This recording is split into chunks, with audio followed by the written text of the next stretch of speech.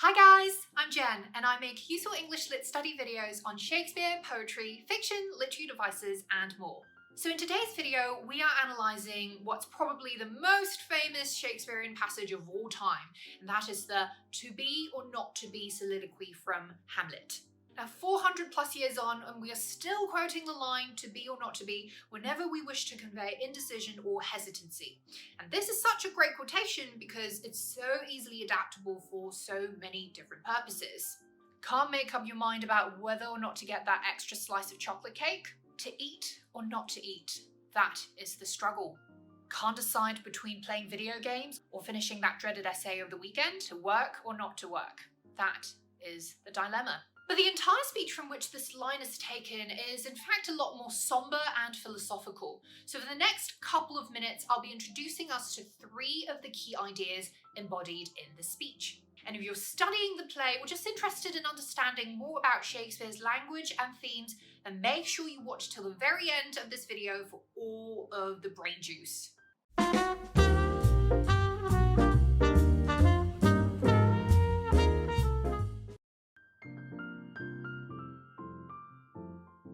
The to be or not to be soliloquy comes in Act 3, Scene 1, after Hamlet decides to invite a troupe of players to the castle and have them put on a performance resembling Claudius's murder of his father, old Hamlet. Now by this point in the play, it's clear to us that Hamlet is frustrated by his reluctance to take the plunge and avenge his father's death, because he keeps delaying his promise of vengeance and is mad at himself for his cowardly dilly-dallying. This notion of delay is central to the to be or not to be soliloquy, in which Hamlet suggests that life is basically one long, tortuous and torturous process of delay, until death inevitably arrives to terminate all thoughts and actions. Or so it seems. But a key question that Hamlet asks is, why delay? Why do we put up with living when so much of life is composed of pain and suffering, and when each of us has the power to put an end to this protracted delay called life? Why don't we just put a stop to it all and embrace death? The answer Hamlet proposes is fear. As humans, we procrastinate out of fear, and we would much rather suffer in certitude than risk the unknown. Despite our surety of life as a long series of pain and anguish, we'd much prefer that to death because we don't know what lies beyond the realm of life, that dread of something after death, he says, even though death may not be as scary as we imagine it to be. But it doesn't seem rational that between years of pain that is suffering and the second of pain that is suicide, most of us would in fact choose the former.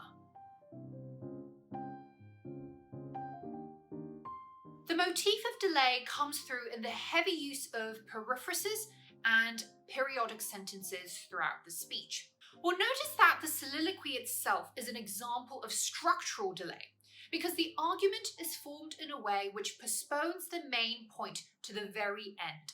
In a 35-line speech, Hamlet's thesis doesn't come until line 28, which is signalled by the conclusive adverb thus, meaning therefore, in the line, "Thus conscience does make cowards of us all," i.e., that little inner voice in us is what holds us back from taking action.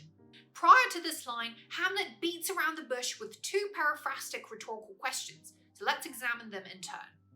For who would bear the whips and scorns of time, the oppressor's wrong, the proud man's contumely, the pangs of despised love, the law's delay, the insolence of office, and the spurns that patient merit of the unworthy takes, when he himself might his quietus make with a bare bodkin?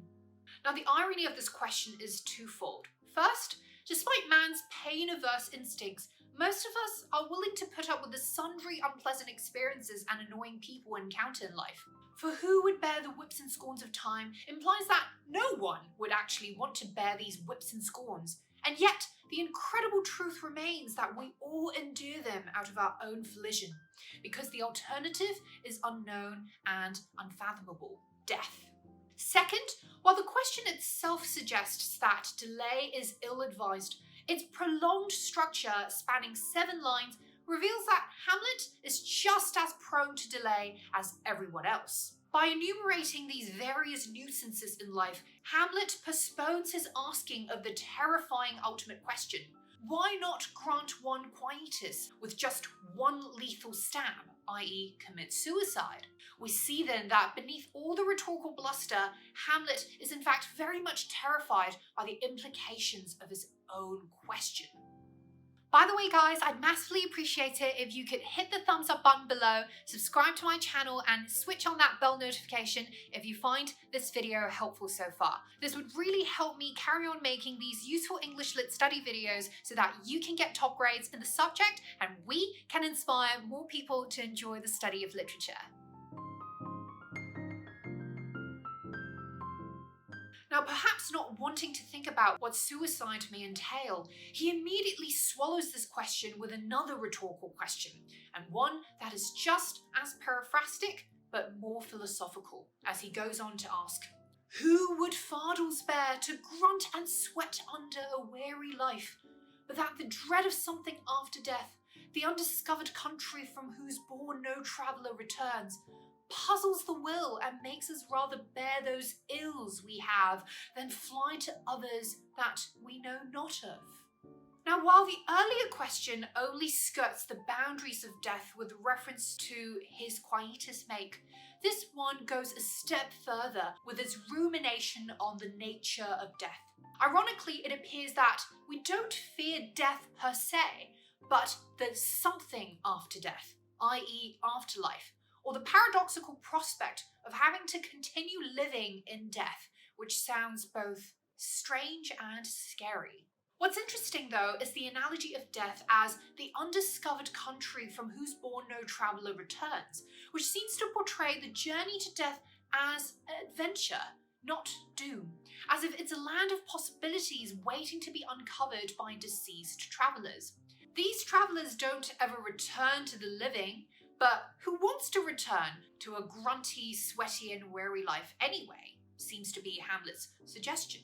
Hamlet once again presents the illogicality of our choice of enduring weary life over exploring exciting death. Our fear puzzles the will, it messes up with our resolve, and makes us rather bear those ills we have. Note the sharp internal rhyme of will and ills.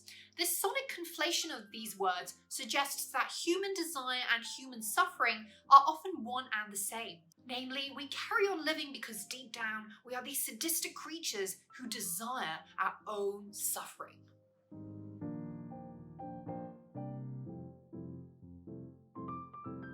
In fact, earlier on in the soliloquy, Hamlet already toys with the possibility of death being a much less terrifying experience than we may imagine. Indeed, death may even be salutary, beneficial, as he proposes, "To die, to sleep, no more. And by a sleep to say we end the heartache and the thousand natural shocks that flesh is heir to. 'Tis a consummation devoutly to be wished. To die, to sleep perchance to dream. Ay, there's the rub. For in that sleep of death what dreams may come when we have shuffled off this mortal coil, must give us pause." Notice the caesura between the asyndetic phrase "to die," "to sleep," which is here repeated twice.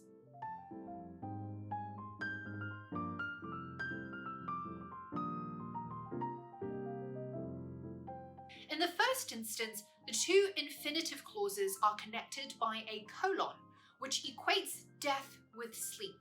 But in the second instance, they are linked up by a comma. Now, commas signal continuity, and in this sense, Hamlet suggests that death is just another stage in our so-long life, just like sleep is but a necessary part of our daily routine.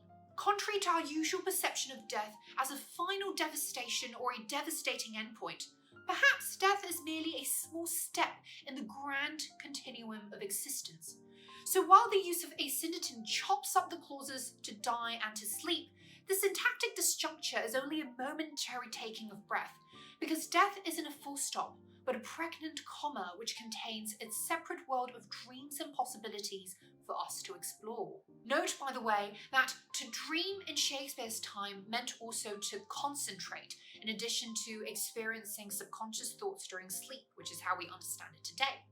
So when Hamlet says to dine, to sleep perchance to dream, this triple association of death, sleep, and dream as concentration could suggest that death, or at least the contemplation of it, brings with it a sharpening of focus and a clarity of thought, which most humans seem to lack as we trudge on mindlessly in the suffering that is life.